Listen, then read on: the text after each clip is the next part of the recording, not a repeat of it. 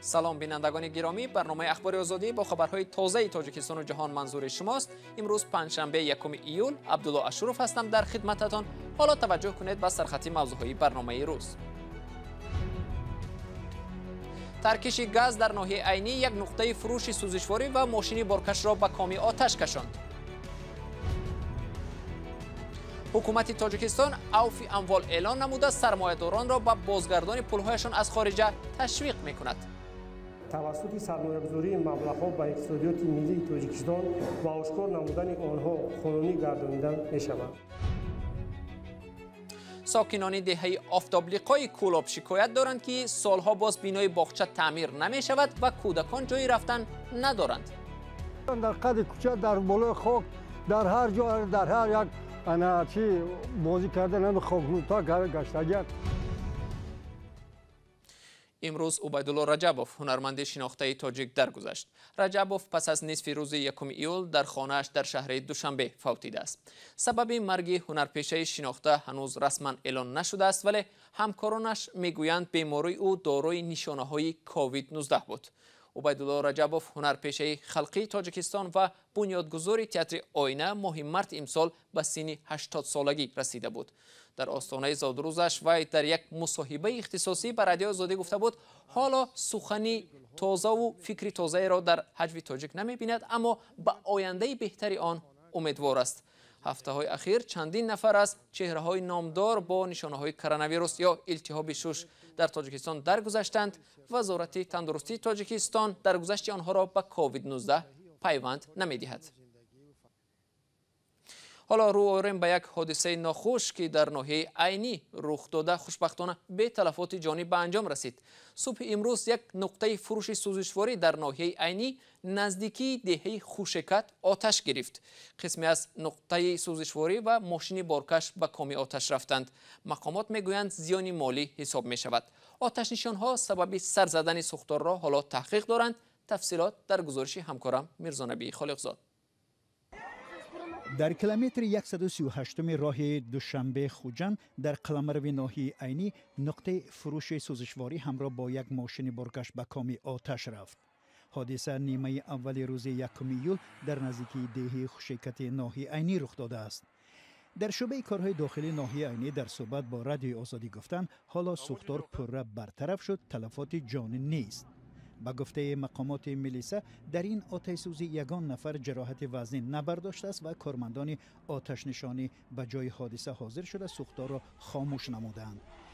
با گفته شاهدان سوختار تقریبا در 1 ساعت خاموش کرده شد. حالا آتش نشانها به جستجوی سبب سرزدن سوختار و حساب کردن زیان مالی مشغولند.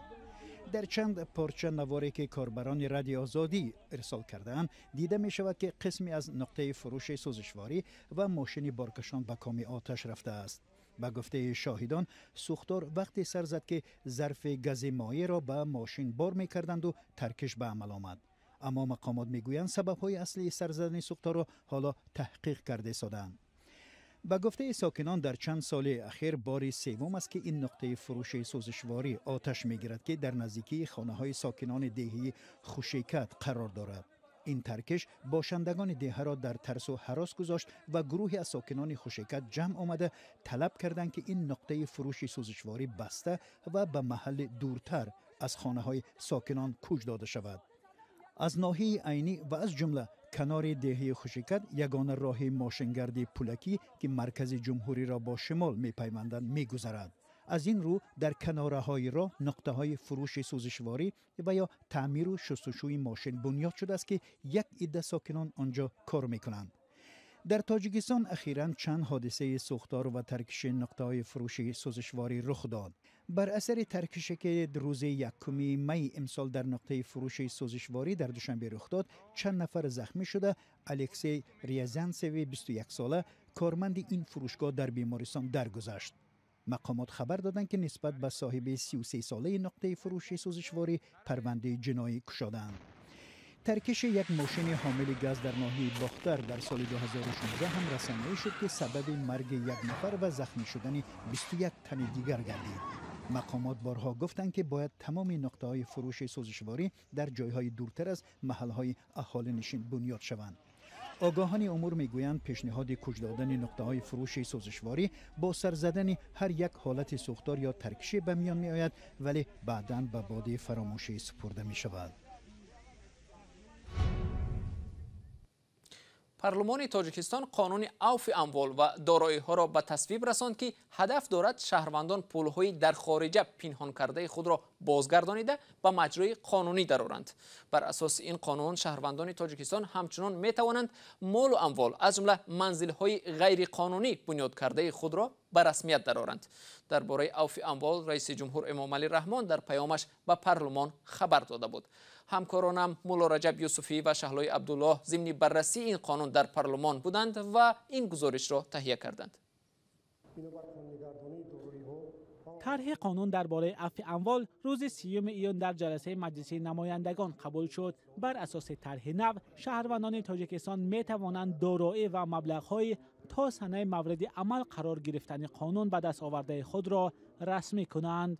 با لایحه قانون مذکور نامگوی معین دارایی‌ها اینچنین مبلغ‌های شهروندان جمهوری تاجیکستان از جمله دارایی‌ها و مبلغ‌های آنها در دولت‌های خارجی که قبلا در اعلامیه رسما نشان داده نشده از گردش قانونی اقتصادی برآورده شدند توسط سرمایه‌گذاری مبلغ‌ها به اقتصادیات ملی تاجیکستان و آشکار نمودن آنها قانونی گردانیده می‌شوند.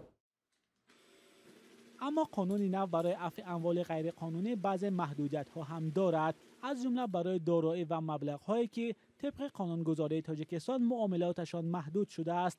این چنین اموالی که قرار دادگاه برای مصادره شدنش صادر شده است به این قانون داخل نمی شود. قانون درباره عفو اموال از سوی مجلس نمایندگان قبول شده، باید مجلس ملی از آن طرفداری و رئیس جمهور زیرش امضا گذارد. بعد این ترتیب دوام 12 ماه شهروندان می توانند اموال غیر قانونی خود را به رسمیت درآورند.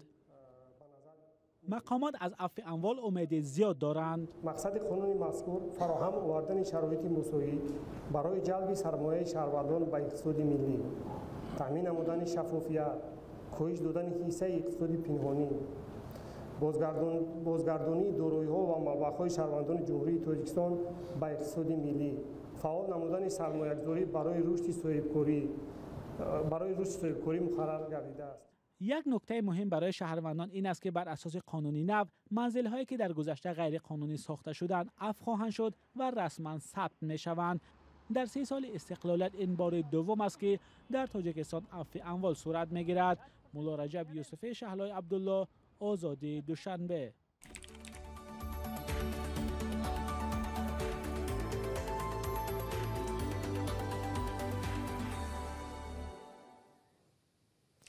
کودکان دهه آفتابلیقای کنار شهر کولاب به باغچه نمی روند.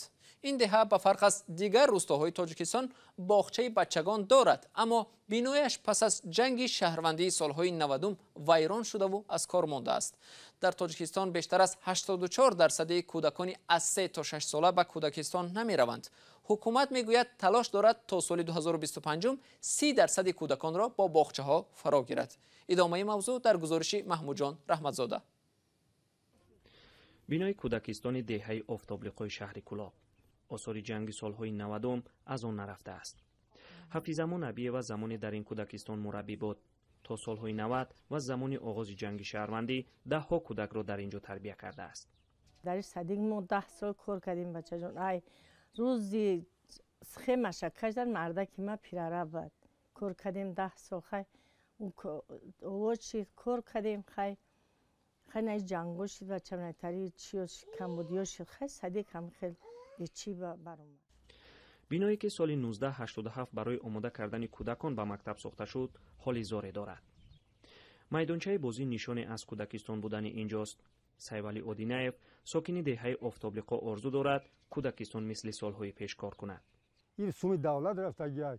اینجا یک آبادی است که این را بین شما خودتان نظر کنید، یک نظر کنید. این خیلی آبادی در همین خیلی کودکستان در همین طبیعت نیست. دهه آفتابلیقا سال به سال بزرگ می شود و کودکانش هم زیاد. احتیاج والدینی که کار میکنند به کودکستان افزوده است. میگویند که برای آماده شدن کودکانشان به مکتب ضرور است. آنهایی که امکان دارند بچه‌هایشان را به کودکستان شهر میبرند. کودکان دیگر روزشان را با شنا و خاک بازی شام میکنند. کودک ها در کجا در قد کوچه در بالای خاک در هر جا در هر یک انا چی بازی کردن هم خاکلوتا گشتگان ایتاری باغچه هم نمیدونن تصور هم ندارن که ایتاری باغچه وجود داشت. деҳаи офтоблиқо 5 километр дуртар аз маркази Кулоб аст. мақомот дар як вохӯрӣ ба президент ваъда дода буданд ки теъдоди кӯдакистонҳоро зиёд ва аз ҷумла ин муассисаро таъмиру бозсозӣ мекунанд. дар тоҷикистон аксари рӯстаҳо мисли офтоблиқо кӯдакистон надоранд. бино ба як гузориши бунёди кӯдакони созмони милал дар тоҷикистон бештар аз 84% кӯдакони аз 3 то 6 сола ба кӯдакистон намераванд, барои мактаб омода намешаванд. ҳукумат гуфтааст ки саъй мекунад то соли 2025 30% кӯдаконро дар кӯдакистонҳо тарбия диҳанд. ваъдае ки сокинони офтоблиқо чандон ба он бовар надоранд. маҳмудҷон раҳматзода, озодӣ, Кулоб.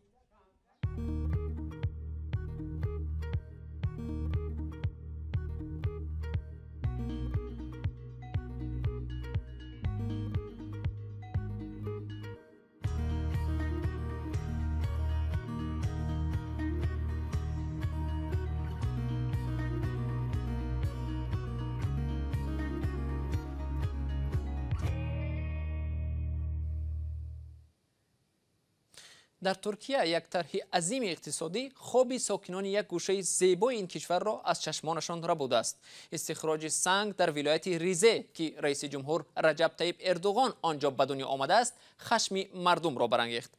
مردم میگویند مقامات بیرحمانه یک گوشه سرسبز و زیبای ترکیه را ویران میکنند. جزئیات در گزارش همکارم طاهری سفر.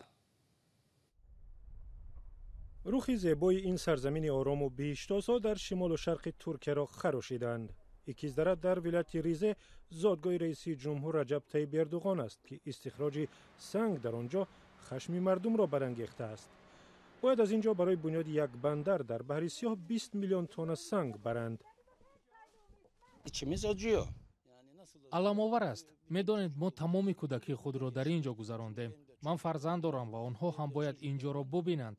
ин биҳишти мо аст, биҳишти мо. مردم می‌ترسند که استخراج سنگ روی زندگی آنها با استحصال چای و عسل منبع اصلی درآمد ساکنان اثری بد می‌گذارد. گرد و غبار از کان، صدای ترکش مواد ترکنده و ماشین‌های بزرگ هوا و فضای دره را آلوده می‌کنند.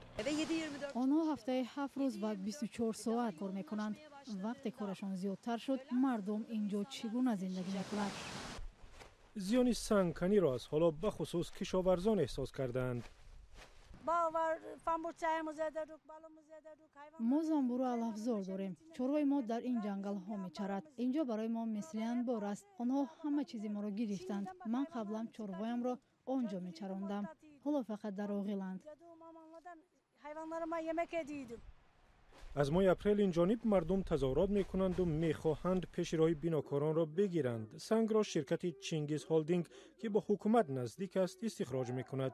تظاهرگران را پلیس دستگیر و تهدید کرده است و تظاهرات را هم منع کردند. مردم میترسند که سرنوشت زادگاهشان عین تقدیر دهه در دره همسایه می شود که با وجود تظاهرات ساکنانش در آنجا برای بنیاد یک فرودگاه از مساحت 24 هکتار سنگ استخراج کردند.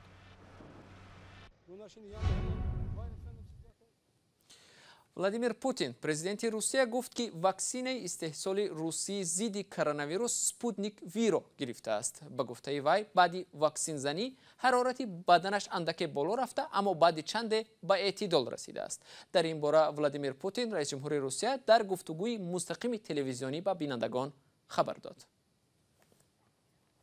و بینندگان ارجمند، اینجا وقتی برنامه اخبار آزادی به پایان رسید. تشکر از شما که تا این لحظه ها با ما بودید. خبر و گزارش های دیگر را در سامانه رادیو آزادی www.azadi.org می توانید بخوانید و در صفحه آزاد ویدیو در یوتیوب ببینید. تا ملاقات بعدی، خدا حافظی هر یک شما بود.